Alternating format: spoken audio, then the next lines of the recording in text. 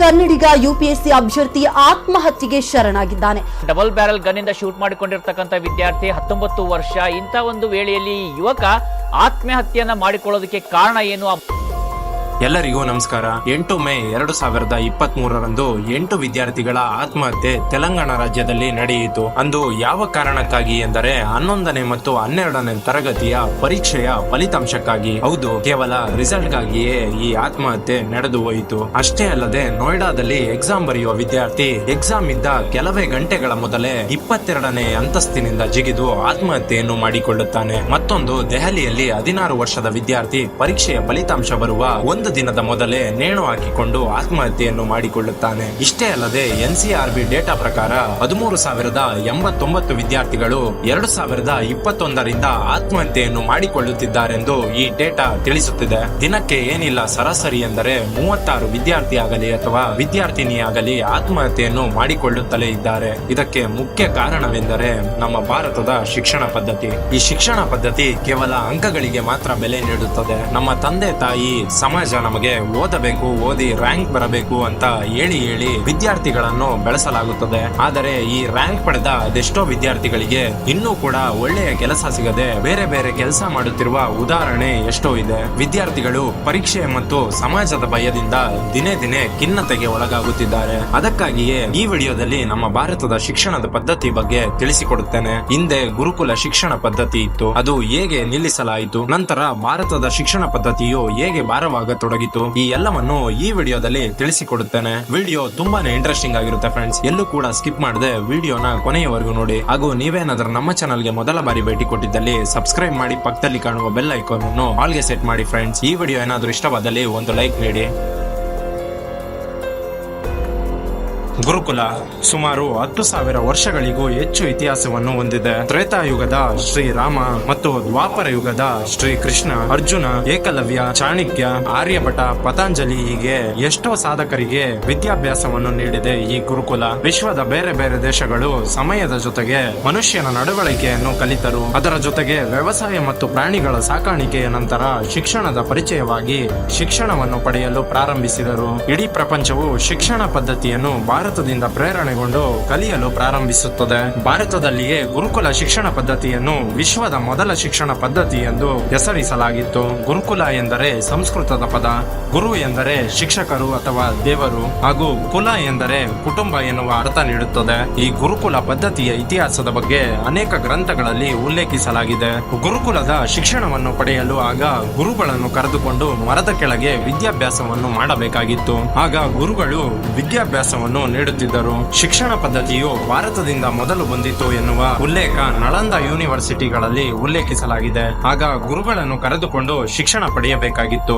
ಯಾವ ರಾಜನ ಮಗನೇ ಆಗಲಿ ಮರದ ಕೆಳಗೆ ಶಿಕ್ಷಣವನ್ನು ಪಡೆಯಬೇಕಾಗಿತ್ತು. ಈ ಗುರುಕುಲದಲ್ಲಿ ಬ್ರಹ್ಮಚರ್ಯ ಹಾಗೂ ಪಾಠಗಳ ವಿಷಯವನ್ನು ಹಾಗೂ ಯುದ್ಧಕ್ಕೆ ಬೇಕಾದ ಎಲ್ಲ ತಯಾರಿಗಳನ್ನು ಮಾಡಿಸಲಾಗುತ್ತಿತ್ತು. ಇದನ್ನು ಆಗ ವೈದಿಕ ಶಿಕ್ಷಣ ಪದ್ಧತಿ ಎಂದು ಹೇಳಲಾಗುತ್ತಿತ್ತು.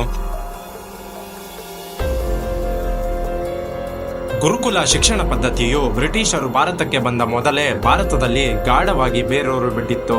ಇಂಗ್ಲೆಂಡ್ ನಲ್ಲಿ ಮೊದಲ ಶಾಲೆಯು 1811ರಲ್ಲಿ ಪ್ರಾರಂಭವಾಗಿತ್ತು. ಆ ಸಮಯಕ್ಕೆ ಭಾರತದಲ್ಲಿ 7,32,000 ಗುರುಕುಲಗಳಿದ್ದವು. ಆದರೆ ಬ್ರಿಟಿಷರು ಭಾರತಕ್ಕೆ ಬಂದ ಮೇಲೆ ಭಾರತದ ಗುರುಕುಲ ಶಿಕ್ಷಣ ಪದ್ಧತಿಯನ್ನು ನಾಶ ಮಾಡುವ ಪ್ರಕ್ರಿಯೆ ಪ್ರಾರಂಭವಾಗುತ್ತದೆ. ನಂತರ ಕಾನ್ವೆಂಟ್ ಶಿಕ್ಷಣದ ಪರಿಚಯವು ಗುರುಕುಲಗಳನ್ನು ನಿಧಾನವಾಗಿ ಹಾಳು ಮಾಡಲು ಪ್ರಯತ್ನಿಸಿದವು. ಭಾರತೀಯ ಶಿಕ್ಷಣ ಕಾಯ್ದೆಯು 1835ರಲ್ಲಿ ರಚಿಸಲಾಯಿತು. ಇದನ್ನು ರಚಿಸಿದ್ದು ಲಾರ್ಡ್ ಮೆಕಲೆ. ಅನೇಕ ಬ್ರಿಟಿಷರು ಭಾರತದ ಶಿಕ್ಷಣ ವ್ಯವಸ್ಥೆಯ ಬಗ್ಗೆ ತಮ್ಮ ವರದಿಗಳನ್ನು ನೀಡಿದಾಗ ಮೆಕಲೆ ಇಲ್ಲಿನ ಶಿಕ್ಷಣದ ವ್ಯವಸ್ಥೆಯ ಸಮೀಕ್ಷೆಯನ್ನು ನಡೆಸುತ್ತಾನೆ. ಬ್ರಿಟಿಷ್ ಅಧಿಕಾರಿಗಳಲ್ಲಿ ಒಬ್ಬರು ಲೂಥರ್ ಮತ್ತು ಇನ್ನೊಬ್ಬರು ಥಾಮಸ್ ಎನ್ನುವವರನ್ನು ಬೇರೆ ಬೇರೆ ಪ್ರದೇಶಗಳಲ್ಲಿ ಬೇರೆ ಬೇರೆ ಸಮಯಗಳಲ್ಲಿ ಸಮೀಕ್ಷೆಯನ್ನು ನಡೆಸುತ್ತಾರೆ. ಉತ್ತರ ಭಾರತವನ್ನು ಸಮೀಕ್ಷೆ ಮಾಡಿದ ಲೂಥರ್ ಇಲ್ಲಿ 97% ಸಾಕ್ಷರತೆ ಇದೆ ಎಂದು ಬರೆಯುತ್ತಾರೆ ಮತ್ತು ದಕ್ಷಿಣ ಭಾರತವನ್ನು ಸಮೀಕ್ಷೆ ಮಾಡಿದ ಥಾಮಸ್ ಇಲ್ಲಿ 100% ಸರಾಕ್ಷತೆ ಇದೆ ಎಂದು ಬರೆಯುತ್ತಾನೆ. ಭಾರತವನ್ನು ಒಂದು ವೇಳೆ ಏನಾದರೂ ಶಾಶ್ವತವಾಗಿ ಗುಲಾಮರನ್ನಾಗಿ ಮಾಡಬೇಕಾದರೆ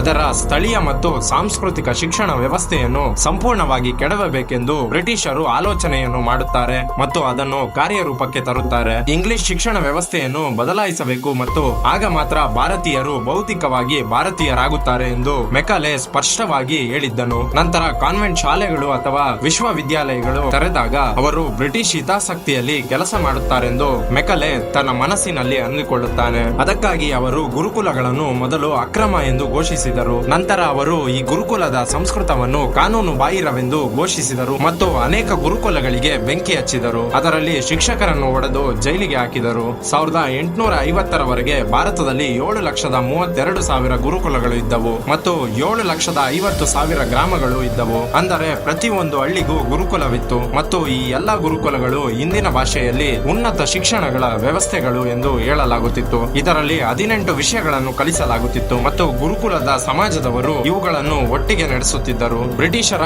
ಈ ಎಲ್ಲಾ ಕೆಲಸಗಳು ರಾಜನಿಲ್ಲದ ಉಚಿತವಾದ ಶಿಕ್ಷಣವನ್ನು ನೀಡಲಾಯಿತು. ಇವೆಲ್ಲ ಆದ ನಂತರ ಗುರುಕುಲಗಳನ್ನು ರದ್ದುಪಡಿಸಲಾಯಿತು ಮತ್ತು ಇಂಗ್ಲಿಷ್ ಶಿಕ್ಷಣವನ್ನು ಕಾನೂನುಬದ್ಧಗೊಳಿಸಲಾಯಿತು ಮತ್ತು ಕೋಲ್ಕತ್ತಾದಲ್ಲಿ ಮೊದಲ ಕಾನ್ವೆಂಟ್ ಶಾಲೆಯನ್ನು ತೆರೆಯಲಾಯಿತು. ಆಗ ಅದನ್ನು ಉಚಿತ ಶಾಲೆ ಎಂದು ಕರೆಯಲಾಗುತ್ತಿತ್ತು. ಈ ಕಾನೂನಿನ ಅಡಿಯಲ್ಲಿ ಕಲ್ಕತ್ತಾ ವಿಶ್ವವಿದ್ಯಾಲಯ, ಬಾಂಬೆ ವಿಶ್ವವಿದ್ಯಾಲಯ ಮತ್ತು ಮದ್ರಾಸ್ ವಿಶ್ವವಿದ್ಯಾಲಯವನ್ನು ರಚಿಸಲಾಯಿತು. ಗುಲಾಮಗಿರಿಯ ಈ 3 ವಿಶ್ವವಿದ್ಯಾಲಯಗಳು ಇನ್ನೂ ನಮ್ಮ ದೇಶದಲ್ಲೇ ಇವೆ.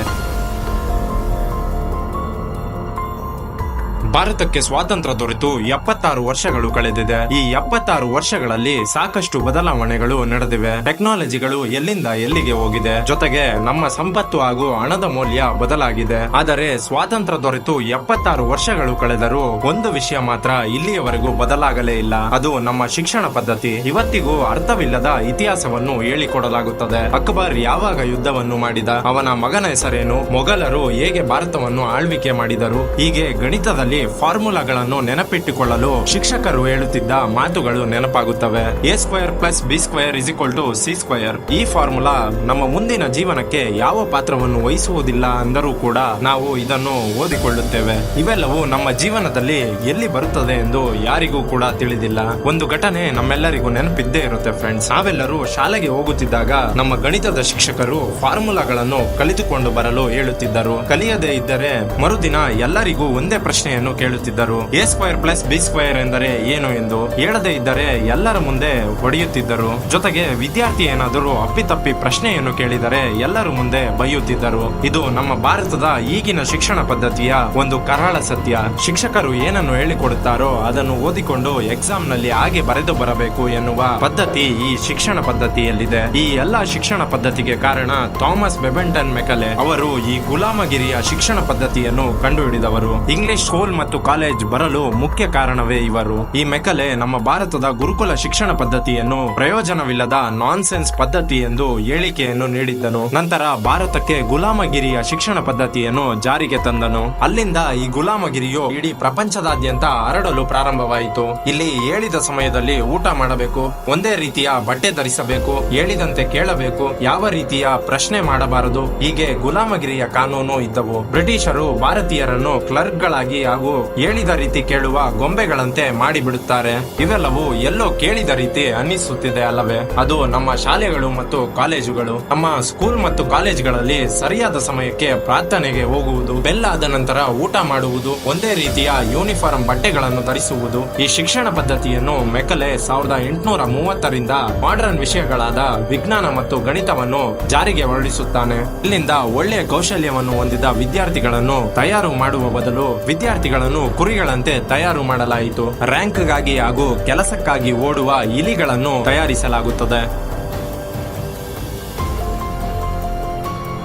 1947ರಂದು ಭಾರತಕ್ಕೆ ಸ್ವಾತಂತ್ರ್ಯ ದೊರೆತು ಬ್ರಿಟಿಷರು ಹೊರಟು ಹೋಗುತ್ತಾರೆ. ಆದರೆ ಅವರ ಶಿಕ್ಷಣ ಪದ್ಧತಿ ಗಾಢವಾಗಿ ಉಳಿದು ಬಿಟ್ಟಿದೆ. ಇಲ್ಲಿಯವರೆಗೂ ಯಾವುದೇ ರೀತಿಯ ಬದಲಾವಣೆ ಅಷ್ಟಾಗಿ ತರಲು ಸಾಧ್ಯವೇ ಆಗಲಿಲ್ಲ. ಬ್ರಿಟಿಷರ ಈ ಶಿಕ್ಷಣ ಪದ್ಧತಿಯಿಂದ ಇವತ್ತಿಗೆ 81% ವಿದ್ಯಾರ್ಥಿಗಳು ಖಿನ್ನತೆಗೆ ಒಳಗಾಗಿದ್ದಾರೆ. ಇನ್ನೊಂದು ದುಃಖಕರವಾದ ಸಂಗತಿ ಏನೆಂದರೆ ಇದರ ಬಗ್ಗೆ ಯಾರು ಕೂಡ ಮಾತನಾಡುತ್ತಿಲ್ಲ. ಶಿಕ್ಷಣ ಪದ್ಧತಿಯಲ್ಲಿ ಎಲ್ಲರಿಗೂ ಒಂದೇ ರೀತಿ ಓದಬೇಕು ಎಂದು ಹೇಳಲಾಗುತ್ತದೆ. ಆದರೆ ವಿದ್ಯಾರ್ಥಿಗಳಲ್ಲಿ ಇರುವ ವಿಶೇಷತೆ ಮತ್ತು ವಿಭಿನ್ನವಾದ ಗುಣಗಳನ್ನು ಯಾರು ಕೂಡ ನೋಡುವುದಿಲ್ಲ. ಮೀನುಗಳಿಗೆ ಹೇಗೆ ಮರ ಹತ್ತಲು ಸಾಧ್ಯವಾಗುವುದಿಲ್ಲವೋ, ಅದು ನೀರಿನಲ್ಲೇ ಇರುವುದು ಸೂಕ್ತವೋ, ಹಾಗೆ ಕೆಲವೊಂದು ವಿದ್ಯಾರ್ಥಿಗಳಿಗೆ ಓದುವುದನ್ನು ಬಿಟ್ಟು ಬೇರೆ ಬೇರೆ ಆಕ್ಟಿವಿಟಿಗಳಲ್ಲಿ ಇಷ್ಟವಿರುತ್ತದೆ. ಆದರೆ ವಿದ್ಯಾರ್ಥಿಗಳಿಗೆ ಓದಲು ಹೇಳಲಾಗುತ್ತದೆ. ಓದುವುದಕ್ಕೆ ಇಷ್ಟವಿಲ್ಲವಿದ್ದರೂ ತಂದೆ ತಾಯಿ ಚೆನ್ನಾಗಿ ಓದಬೇಕು, ರ್ಯಾಂಕ್ ಬರಬೇಕು, ಇಲ್ಲವಾದರೆ ಸಂಬಂಧಿಕರಿಗೆ ಹೇಗೆ ಮುಖ ತೋರಿಸುವುದು ಎಂದು ಹೇಳುತ್ತಾರೆ. ಆದರೆ ವಿದ್ಯಾರ್ಥಿಗಳ ಇಷ್ಟವಾದ ಮತ್ತು ಯೂನಿಕ್ನೆಸ್, ಕ್ವಾಲಿಟಿ ಹಾಗೂ ಟ್ರೇಡ್ಸ್ ಗಳನ್ನು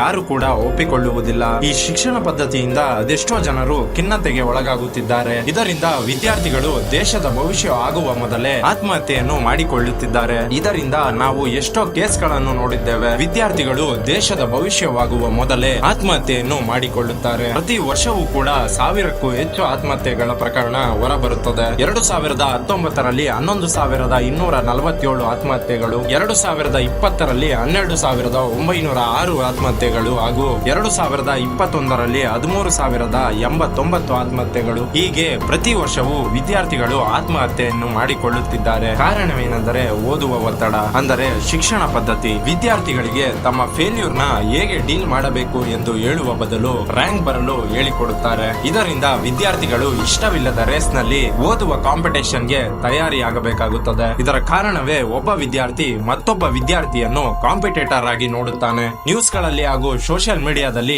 ಐಐಟಿ ಹಾಗೂ UPSC ಎಕ್ಸಾಮ್ ಗಳ ಬಗ್ಗೆ ಚರ್ಚೆ ನಡೆಯುತ್ತಲೇ ಇರುತ್ತದೆ. ಐಐಟಿಗೆ ಪ್ರತಿ ವರ್ಷವೂ 8 ಲಕ್ಷಕ್ಕೂ ಅಧಿಕ ವಿದ್ಯಾರ್ಥಿಗಳು ಪರೀಕ್ಷೆಯನ್ನು ಬರೆಯುತ್ತಾರೆ. ಅದರಲ್ಲಿ 15,000ದಿಂದ 25,000 ವಿದ್ಯಾರ್ಥಿಗಳು ಮಾತ್ರ ಸೆಲೆಕ್ಟ್ ಆಗುತ್ತಾರೆ. ಇನ್ನ UPSC ವಿಷಯಕ್ಕೆ ಬಂದರೆ ಇದಕ್ಕಿಂತ ಹೆಚ್ಚು ಕಾಂಪಿಟೇಷನ್ ಇರುತ್ತದೆ. UPSC ಪೋಸ್ಟ್ ಗಾಗಿ 11 ಲಕ್ಷಕ್ಕೂ ಹೆಚ್ಚು ವಿದ್ಯಾರ್ಥಿಗಳು ಪರೀಕ್ಷೆಯನ್ನು ಬರೆಯುತ್ತಾರೆ. ಇದರಲ್ಲಿ ಕಷ್ಟಪಟ್ಟು 1000 ಪೋಸ್ಟ್ ಗಳಿಗೆ ಮಾತ್ರ ಆಯ್ದುಕೊಳ್ಳಲಾಗುತ್ತದೆ. ಅದರಲ್ಲಿ 180 ವಿದ್ಯಾರ್ಥಿಗಳು IAS ಆಫೀಸರ್ ಆಗುತ್ತಾರೆ. ಇನ್ನು ಉಳಿದ 820 ವಿದ್ಯಾರ್ಥಿಗಳಿಗೆ ಬೇರೆ ಬೇರೆ ಪೋಸ್ಟ್ ಗಳ ಕೆಲಸವನ್ನು ನೀಡಲಾಗುತ್ತದೆ. ಈ ಪರೀಕ್ಷೆಯನ್ನು ಬರೆಯುವ ವಿದ್ಯಾರ್ಥಿಗಳು ಹಗಲು ರಾತ್ರಿ ಎನ್ನುವುದನ್ನು ನೋಡದೆ ಓದುತ್ತಾರೆ. ಆದರೆ ಎಕ್ಸಾಮ್ ಪಾಸ್ ಆಗಲಿಲ್ಲ ಅಂದರೆ ಖಿನ್ನತೆಯಿಂದ ಆತ್ಮಹತ್ಯೆಯನ್ನು ಮಾಡಿಕೊಳ್ಳುತ್ತಾರೆ. ಇನ್ನೊಂದು ಮನಸ್ಸಿಗೆ ಬೇಜಾರಾಗುವ ಸಂಗತಿ ಏನೆಂದರೆ ಈ ಶಿಕ್ಷಣ ಪದ್ಧತಿಯನ್ನು ಸರ್ಕಾರ ಮತ್ತು ನಮ್ಮ ಪೇರೆಂಟ್ಸ್ ಹಾಗೂ ಸ್ಕೂಲ್ ಕಾಲೇಜ್ ನ ಮ್ಯಾನೇಜ್ಮೆಂಟ್ ಗಳು ಬದಲಾಯಿಸಬೇಕು. ಆದರೆ ಅವರುಗಳು ಮಾತನಾಡುವುದೇ ಇಲ್ಲ. ಇದೊಂದು ನಮ್ಮ ಭಾರತಕ್ಕೆ ದೊಡ್ಡ ಸಮಸ್ಯೆಯಾಗಿ ಉಳಿದು ಬಿಟ್ಟಿದೆ. ನೋಡಿದ್ರಲ್ಲ ಫ್ರೆಂಡ್ಸ್, ಇವಿಷ್ಟು ಭಾರತದ ಶಿಕ್ಷಣ ಪದ್ಧತಿಯ